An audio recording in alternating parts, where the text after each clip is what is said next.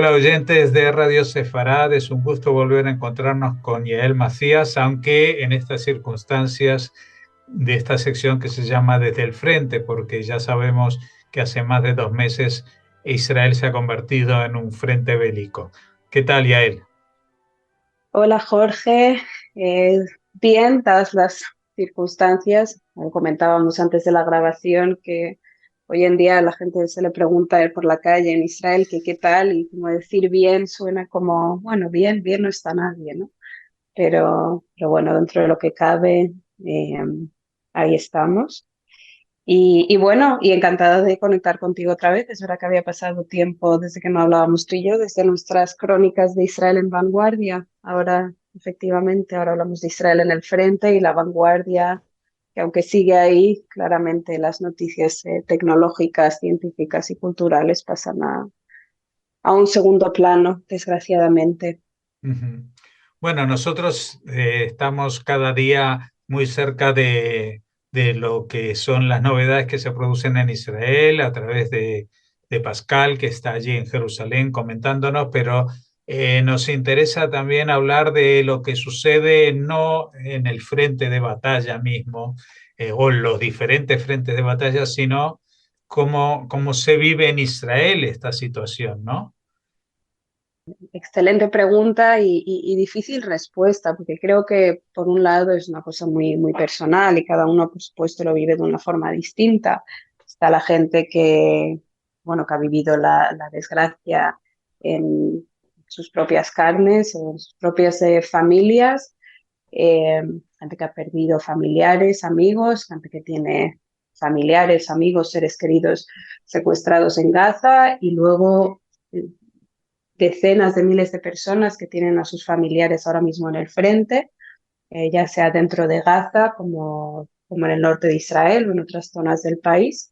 Entonces, a cada persona le toca vivirlo de una manera distinta, pero a nadie le deja eh, bueno, impasible. Evidentemente es una situación que nos afecta a todos de una manera o de otra, y de hecho se habla, ¿no?, como de una nación en trauma, ¿no? Una nación traumatizada y en duelo desde el 7 de octubre, y ver lo que no conseguimos salir. Creo que no sé si fue la primera o la segunda crónica que hicimos tras el 7 de octubre, que debió ser algunos días después. Decíamos, bueno, nadie consigue despertar de esta pesadilla, pero lo cierto es que han pasado más de 2 meses y la sensación es un poco, pues sí, que nadie consigue procesar la tragedia y la magnitud de la tragedia y de lo que ha pasado. Y, y efectivamente nos despertamos todas las mañanas y las noticias son malas. Dentro de, incluso cuando pasan cosas buenas, todo es dentro de, de un gran mal. Además de, por supuesto, la tragedia personal y de la sensación de, pues eso, ¿no?, como de trauma nacional que se está viviendo, y que de hecho es una cosa muy única que se está viviendo en Israel, porque a pesar de que toda la gente que simpatiza con Israel, o bueno, las comunidades judías del mundo que apoyan firmemente a Israel, a todos esto nos toca de cerca, pero al final, estando aquí, ver las noticias constantemente y las historias y en fin, que desde el 7 de octubre que ocupan los telediarios.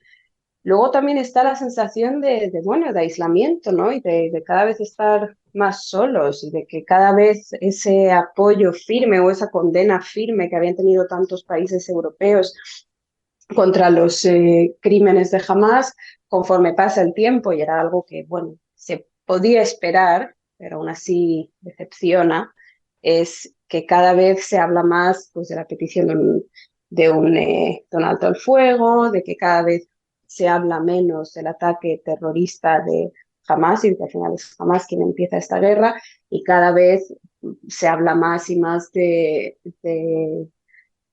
alto el fuego y de las peticiones de entrar en la ayuda humanitaria, y la condena y la crítica a Israel. Y ya no es solo la sociedad civil, que eso se lleva viendo prácticamente desde el principio de la guerra, sino que cada vez son más los gobiernos que, bueno, que apoyan, eh, pues eso, ¿no? O que piden por lo menos un alto al fuego temporal.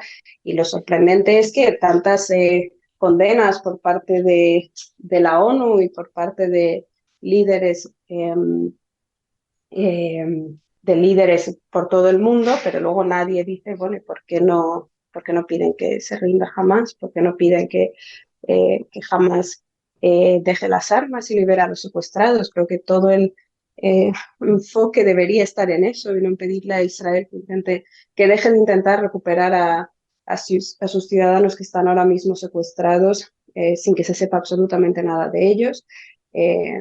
Así como acabar con la amenaza que tiene en sus fronteras. Entonces, bueno, cabe preguntarse, como no es la primera vez que lo planteamos, ¿no? Ni la segunda, pero cabe plantearse el por qué, ¿no? ¿Por qué constantemente la crítica y la petición de Israel que pare las hostilidades y no, en fin, mirar a quién fue quien empezó eh, esta guerra el 7 de octubre, pedir que se rindan, que devuelvan a los secuestrados y con eso la guerra acabaría instantáneamente.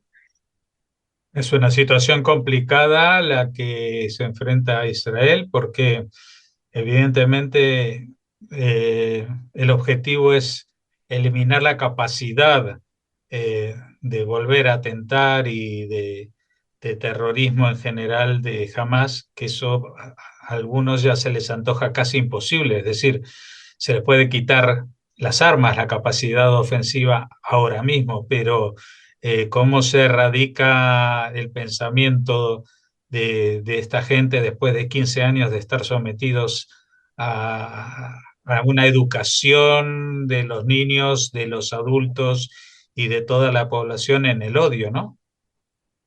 Sí, y bueno, y que como sabemos no es solo Hamas, es el yihadismo que ahora mismo lo encontramos en todas partes, incluso en el seno de Europa. No hace falta irse a Gaza, ni a Cisjordania, ni, ni a Siria o a Irak. Al final está en todas partes y acabar con una idea es mucho más difícil que acabar con un grupo terrorista en un momento dado, en un tiempo eh, determinado, pero bueno, sí, claro, es más fácil pedirle a Israel que cese las hostilidades que afrontar el problema real que tenemos por delante, ya no solo en Israel, sino en todo Occidente. Y lo que es preocupante también, que también lo hemos comentado en otras crónicas, es como siempre el antisemitismo al que conlleva, o sea, antisemitismo que despierta eh, y que tanto se ha visto en estas últimas semanas, no tanto en Europa como en Estados Unidos y todo el escándalo de las universidades y su incapacidad de condenar el antisemitismo que tienen en sus propios campus. Y eso casi es igual de preocupante, ¿no? ¿Cómo va a ser el día de después? Digamos que, bueno, la guerra terminará en las próximas semanas o pocos meses, pero primero, ¿qué va a pasar en Israel dentro del país? A nivel de Estado, de política, de cómo se reconstruye este país, no solo la infraestructura que ha quedado destruida a raíz de la guerra, sobre todo en el norte y en el sur, sino a nivel social, económico y dónde vamos, ¿no? Desde aquí, pero también fuera, qué pasa, ¿no? Con todas las comunidades judías del mundo y con el antisemitismo que ha despertado esto, como, ¿no? Hacia dónde vamos. Son muchas preguntas las que se abren en este momento. Eh, ¿Hay alguna sensación que haya evolucionado? Porque nos contabas de esto al principio de que la gente sigue en un estado de shock de alguna manera por lo que pasó el 7 de octubre, porque no es solamente que los estamentos, digamos, de inteligencia o del ejército fallaron, sino que toda la nación había vivido en una especie de sueño de buena voluntad, algo así como se habían creído su propia fantasía respecto a que era posible una paz y se le daba trabajo a la gente de Gaza, etcétera, etcétera. Ahora todo eso se ha derrumbado, ¿no? Sí, no, el día de después no va a tener nada que ver con la realidad que había antes y esto ha cambiado, ha transformado radicalmente cómo piensa la gente en torno al conflicto, en torno a nuestros vecinos y dónde está la solución. Pero sí, mucha decepción y también decepción doble, ¿no? Decepción, por un lado, dentro, bueno, del país y bueno, con la gente de Gaza con sus visados de trabajo o que han sido tratados en hospitales israelíes y esa gente de los kibutzim que al final nadie quería más y abogaba más por la paz que ellos.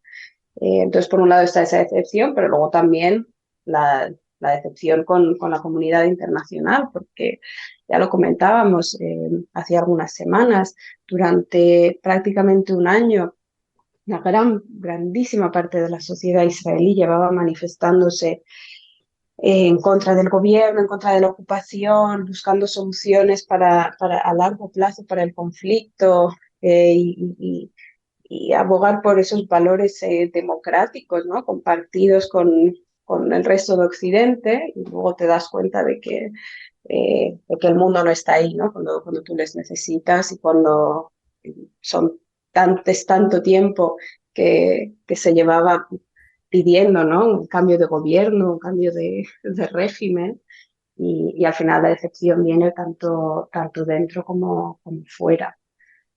Y Así que sí, el día después será, bueno, interesante cuanto menos, pero el país tendrá que cambiar radicalmente porque claramente lo que había hasta ahora no ujú. funciona. ¿Y tú crees que hay una, aparte de ese proceso por el que estás pasando ahora mismo, durante estos 2 meses, ¿ha habido alguna evolución? O sea, yo me imagino que los primeros días, eso nos comentaban que no es que no estuviera permitido, pero que solamente abrían las tiendas la farmacia, las tiendas de comida y poco más. Ahora se está recuperando algo de la vida normal, a pesar de que tienen movilizada a tan gran parte de la sociedad y de los jóvenes en el frente. Yo creo que hay una falsa sensación de normalidad, ¿no? Que poco a poco va volviendo. Es verdad que las primeras 2 semanas parecía, en Tel Aviv, donde estoy yo, por lo menos recordaba un poco a los tiempos de la pandemia, ¿no? Donde todo estaba cerrado salvo los comercios esenciales y la gente con mucho miedo de salir a la calle, ¿no? Por no saber qué estaba pasando o por la amenaza de que en cualquier momento pueden sonar las sirenas antiaéreas, en fin, tantísimas cosas. Es verdad que en las últimas semanas cada vez hay más sitios abiertos, más restaurantes, bares, no todo está abierto como antes, por supuesto, entre otras cosas porque buena parte del personal está ahora mismo en la reserva militar, con lo cual falta personal también.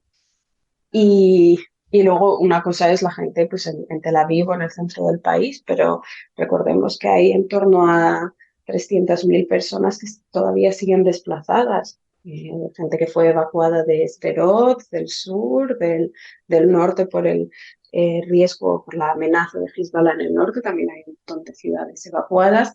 Entonces, claro, normalidad, bueno, los que estamos en Tel Aviv, pues quizá podemos tener una falsa sensación de normalidad, pero hay cientos de miles de personas en el país, evidentemente más allá de aquellos que están en la reserva, que todavía no han podido volver a sus vidas normales ni se espera que puedan hacerlo en las próximas semanas. Claro, ¿y cómo uno encara esto? Porque estamos viendo las declaraciones, por ejemplo, de Netanyahu o de Galant, los responsables militares y políticos, hablando de que lo que todavía falta por hacer, ¿no? Pero también hay mucha presión que no se sabe si esto si van a dejar a Israel que acabe con su plan de erradicación de Hamás. Hemos visto muchas operaciones, incluso en el norte de la Franja de Gaza, que supuestamente ya había sido limpiada de terrorismo, pero siguen habiendo bolsas y bolsillos donde todavía eso no es seguro. Tenemos todavía en el sur mucho trabajo por hacer con una presión de una demografía súper concentrada y queda prácticamente toda la ciudad de Gaza, que es el principal bastión, ¿no? Es decir, que queda mucho todavía por delante, a pesar de que todos los días vemos cifras de cientos de objetivos alcanzados y que esto que lo otro, pero pero da la sensación de que todavía falta más o menos el mismo tiempo que ha pasado hasta ahora, por lo menos, y que no sé si van a dejar a Israel acabar ese trabajo, ¿no?